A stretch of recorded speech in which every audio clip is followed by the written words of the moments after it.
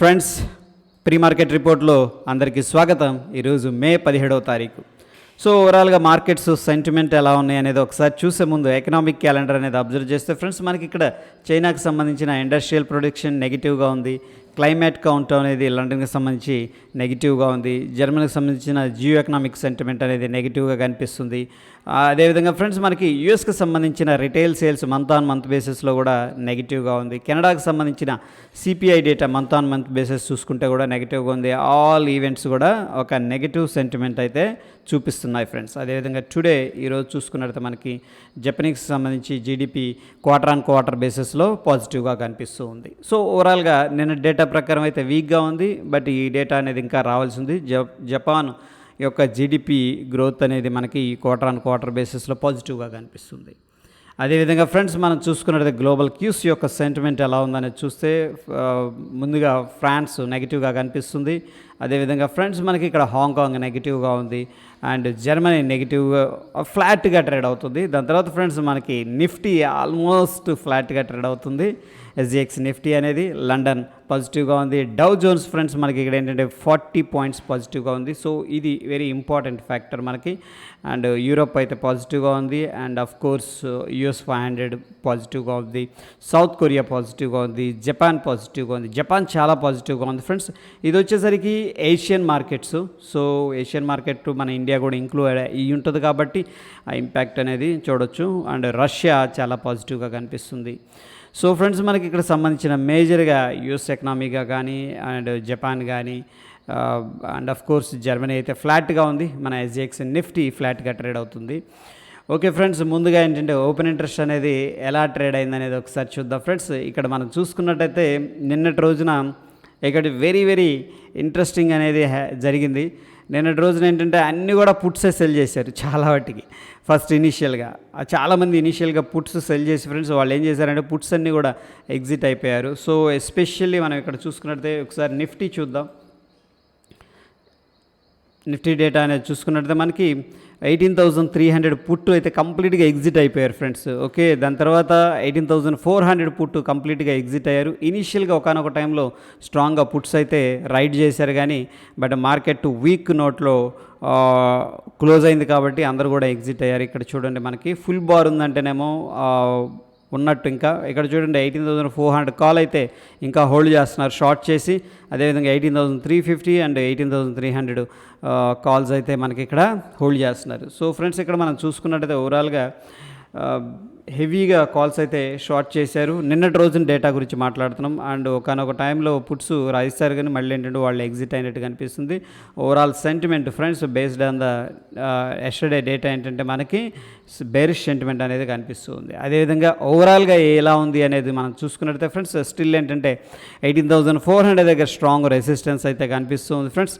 దాని తర్వాత 18,500 and of course 18,300 దగ్గర కూడా కొంత రెసిస్టెన్స్ బిల్డప్ అయింది. పుట్స్ అయితే ఎగ్జిట్ అయినట్టు కనిపిస్తుంది. ఓవరాల్గా ఏంటంటే కొంత డౌన్ సైడ్ ప్రెషర్ అనేది ఉండే అవకాశం ఉంది అని మనకి ఒక ఓపెన్ ఇంట్రెస్ట్ డేటా అనేది రీడ్ చేయడం ద్వారా ఒక ఐడియా అనేది రావడం జరుగుతుంది.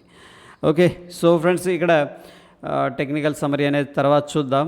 ముఖ్యంగా మనకి బ్యాన్ లిస్ట్లో ఉంది బలరామ్ చిమ్నీస్, Manappuram, GNFC, Delta Corp, Punjab National Bank. ఇవన్నీ కూడా ఫ్యూచర్ అండ్ ఆప్షన్స్లో బ్యాన్ లిస్ట్లో ఉన్నాయి. వీటిలో మనం ఆప్షన్స్ కానీ ఫ్యూచర్స్ కానీ ట్రేడ్ చేయకూడదు, చేయలేము కూడా. ఓకే ఫ్రెండ్స్, రిజల్ట్స్ క్యాలెండర్కి వచ్చేసరికి ఆర్ఈసీ, హోనట్ అండ్ వర్ల్పూల్, జూబిలెంట్ ఫుడ్ ఈ 4 కంపెనీలు ఏంటంటే రిజల్ట్స్ అనేది ఇస్తాయి. వాటిల్లో వాలటాలిటీ ఉండే అవకాశం ఉంది. అదేవిధంగా మనం నిన్న మాట్లాడుకున్న ఎఫ్ఐఎస్ కంటిన్యూస్గా క్యాష్ మార్కెట్లో ఇన్వెస్ట్ చేస్తూ వస్తున్నారని చెప్పేసి ఫ్రెండ్స్ అగైన్ ఏంటంటే మళ్ళీ 1,406 కోట్లు నిన్నైతే ఇన్వెస్ట్ చేసినట్టు తెలుస్తుంది. క్యాష్ మార్కెట్లో ఎఫ్ఐఎస్ పాజిటివ్గా ఉన్నారు ఇండియా మీద క్లియర్గా మనకి తెలుస్తుంది ఫ్రెండ్స్. అదేవిధంగా డిఐఎస్ 886 కోట్లు క్యాష్ మార్కెట్ నుంచి ఎగ్జిట్ అయినట్టు తెలుస్తుంది. సో ఫ్రెండ్స్, వీళ్ళ యొక్క కోరిలేషన్ మీద ఒక వీడియో అనేది చేస్తాను నెక్స్ట్. ఓవరాల్గా చూసుకున్నట్టయితే 520 కోట్లు క్యాష్ మార్కెట్లో నెట్ టు నెట్ ఇన్వెస్ట్మెంట్ జరిగినట్టు తెలుస్తుంది. సో కొంతమంది అడుగుతున్నారు ఈ డేటాను ఎలా రీడ్ చేయాలని చెప్పేసి. సో ఫ్రెండ్స్, ఇదేంటంటే ఒక కోరిలేషన్ అనేది మనం తీసుకోవచ్చు ఎఫ్ఐఎస్ అండ్ డిఐఎస్ డేటాను బట్టి. ఆ వీడియో అనేది క్లియర్గా నేను చేసి అప్లోడ్ అయితే చేస్తాను. ఓకే, ఎనీహౌ ప్రస్తుతం ప్రీ మార్కెట్ గురించి మనం డిస్కస్ చేసుకుందాం. అదేవిధంగా ఫ్యూచర్ అండ్ ఆప్షన్స్ డేటా అనేది మనం చూసుకున్నట్లయితే ఎఫ్ఐఎస్ అయితే షార్ట్ పొజిషన్ బిల్డప్ చేసినట్టుగా అనిపిస్తుంది friends. Proprietary short position buildup చేసింది. అదేవిధంగా క్లయింట్ అండ్ డిఐఎస్ అయితే లాంగ్ పొజిషన్ బిల్డప్ చేసినట్టు కనిపిస్తుంది ఫ్రెండ్స్. ఇకపోతే మనకి టెక్నికల్గా ఓవరాల్గా సమరీ ఎలా ఉందంటే బ్యాంక్ నిఫ్టీ మనకి స్టిల్ ఏంటంటే based on the oscillators and indicators ఏంటంటే బ్యాంక్ నిఫ్టీ బయింగ్ అనేది సజెస్ట్ చేస్తుంది, స్ట్రాంగ్ బై అనేది చూపిస్తుంది. అదేవిధంగా నిఫ్టీ 50 చూసుకున్నట్టయితే స్ట్రాంగ్ బై అనేది చూపిస్తుంది ఫ్రెండ్స్. ఇక మనం చార్ట్ అనేది ఒకసారి చూసుకున్నట్టయితే నిఫ్టీ 50 మనకి ఒక టెక్నికల్గా దీని పేరు చెప్పను ఫ్రెండ్స్ నేను, ఓకే మీరు కింద కామెంట్ చేయండి దీన్ని ఏమంటాము అని చెప్పేసి. క్యాండిల్స్టిక్ ఫార్మేషన్ అబ్జర్వ్ చేయండి. మనం చూస్తున్న టైం ఫ్రేమ్ వచ్చేసరికి నిఫ్టీ 50 డైలీ టైం ఫ్రేమ్ అనమాట. ఈ యొక్క కాంబినేషన్ ఏమంటాం, దీన్ని మనం ఎలా ట్రేడ్ చేస్తాం, దీన్ని ఎలా డీకోడ్ చేస్తాం అనేది కింద కామెంట్ చేయండి. సో ఫ్రెండ్స్ డెఫినెట్గా ఏంటంటే లెర్నింగ్ అనేది హెల్ప్ అవుతుంది. ఓకే, సో ఒకవేళ మీరు కరెక్ట్గా కనుక కోడ్ చేస్తే డెఫినెట్గా ఏంటంటే మీరు ముందుకు వెళ్ళడానికి స్కోప్ ఉంటుంది అనమాట నెక్స్ట్. ఓకే, ఎనీహౌ మనకి విక్స్ అనేది చూసుకున్నట్టయితే ఆల్మోస్ట్ ఒకనొక టైంలో కూల్ ఆఫ్ అయింది, కానీ మళ్ళీ ఏంటంటే డైలీ టైం ఫ్రేమ్లో రైజ్ అయింది. Okay, so this is not a good sign. Again VIX వచ్చేసరికి 1% దగ్గర హైలో క్లోజ్ అయింది. సో ఇట్ ఇండికేట్స్ ఏంటంటే అన్సర్టనిటీ, మార్కెట్ కొంత బేరిష్ సెంటిమెంట్లో ఉందని చెప్పేసి విక్స్ అయితే సజెస్ట్ చేస్తుంది ఫ్రెండ్స్. ఇక ఎస్జిఎక్స్ నిఫ్టీ మనం చూసుకున్నట్టయితే ప్రస్తుతానికి ఏంటంటే 18,293 దగ్గర ట్రేడ్ అవుతుంది. సో ఫ్రెండ్స్ మనకి డౌ జోన్స్ అనేది మనం చూసుకున్నాం, ఇంతకుముందు చెప్పుకున్నాం వీక్లీ టైం ఫ్రేమ్లో వీక్గా ఉంది. ఓవరాల్ బుల్లిష్ ఉన్నప్పుడు కూడా ఈ రెసిస్టెన్స్ లెవెల్స్ అనేవి కనిపిస్తూ ఉన్నాయి. అక్కడ నుంచి మార్కెట్ అనేది అట్లీస్ట్ షార్ట్ టర్మ్లో డౌన్ ట్రెండ్ అనేది కనిపిస్తుందని చెప్పేసి. సో అదేవిధంగా మనకి ఎస్జిఎక్స్ నిఫ్టీలో ఏంటంటే కొద్దిగా ఈ పాయింట్ దగ్గర మార్కెట్ అయితే స్ట్రగుల్ అవుతుంది ఫ్రెండ్స్. 18,500 దగ్గర మార్కెట్ అయితే ప్రాఫిట్ బుకింగ్ చేసుకుంటూ ఉంది.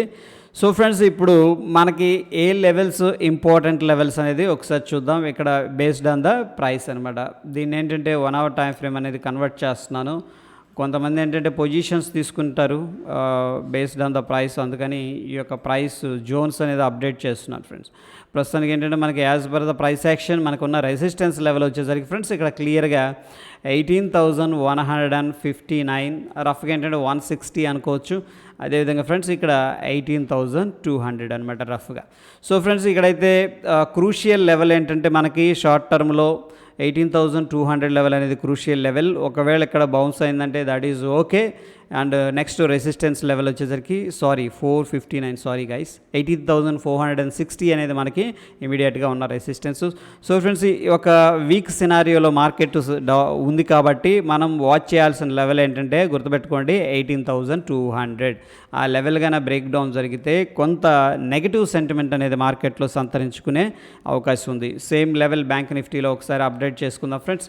ఇక్కడ మనం చూసుకున్నట్టయితే డైలీ టైం ఫ్రేమ్లో అండ్ మోరోవర్ ఫ్రెండ్స్ బ్యాంక్ నిఫ్టీలో ఎటువంటి క్యాండిల్స్ కాంబినేషన్ ఫార్మేషన్ జరిగింది, నిఫ్టీలో ఎటువంటి క్యాండిల్స్ కాంబినేషన్ జరిగింది అనేది క్లియర్గా మెన్షన్ చేయండి ఫ్రెండ్స్ కింద. సో ఫ్రెండ్స్ పర్టికులర్గా ఏంటంటే ఈ యొక్క చార్ట్లో నేను వాచ్ చేస్తుంది ఏంటంటే 43,352. ఓకే, 43,352 అనే లెవెల్ డౌన్ సైడ్ అనేది వెరీ ఇంపార్టెంట్ లెవెల్. ఒకవేళ ఈ లెవెల్ అనేది బ్రేక్ జరిగితే మనకేంటంటే బిగ్గర్ పిక్చర్లో ఒక ట్రెండ్ లైన్ బ్రేక్ డౌన్ జరుగుతుంది. అక్కడ నుంచి కూడా మార్కెట్ వీక్ సెంటిమెంట్ అనేది జరిగే అవకాశం ఉంది. సో ఫ్రెండ్స్ ఇక్కడ 43,350 అబోవ్ ఏంటంటే స్టిల్ బుల్లిష్గానే ఉంటాను. ఎనీ బయింగ్ ఆపర్చునిటీ వస్తే లాంగ్ సైడ్ అనేది ప్లాన్ చేసుకుంటాను. ఓకే, బట్ ఈ లెవెల్ అనేది మనం క్లియర్గా వాచ్ చేద్దాం. ఈ లెవెల్ బ్రేక్ డౌన్ జరిగితేనే మనం ఏంటంటే ఒక వ్యూ అనేది అంటే బిగ్గర్ పిక్చర్లో వ్యూ అనేది మనం తీసుకోగలం. ప్రస్తుతానికైతే మనకి షార్ట్ టర్మ్లో కొంత పుల్ బ్యాక్ జరిగే అవకాశం ఉంది. ఎస్పెషల్లీ నిఫ్టీలో మనకి 18,200 అనేది క్రూషియల్ లెవెల్ ఫ్రెండ్స్. అయితే based on the SGX Nifty మన నిఫ్టీ ఎక్కడ ఓపెన్ అవుతుంది అనేది ఒకసారి చూద్దాం ఫ్రెండ్స్. మనకి నిఫ్టీ వచ్చేసరికి 18,286 దగ్గర క్లోజ్ అయింది. ప్రస్తుతానికి ఏంటంటే 18,290 దగ్గర ట్రేడ్ అవుతుంది. ఇక్కడ పెద్దగా డిఫరెన్స్ అయితే కనిపించట్లేదు ఫ్రెండ్స్. ఆల్మోస్ట్ ఏంటంటే నేనేం ఎక్స్పెక్ట్ చేస్తున్నానంటే ఫ్లాట్ టు నెగిటివ్ ఓపెనింగ్ అనేది మార్కెట్లో జరిగే అవకాశం ఉంది friends. That is all about pre market report friends. Thank you.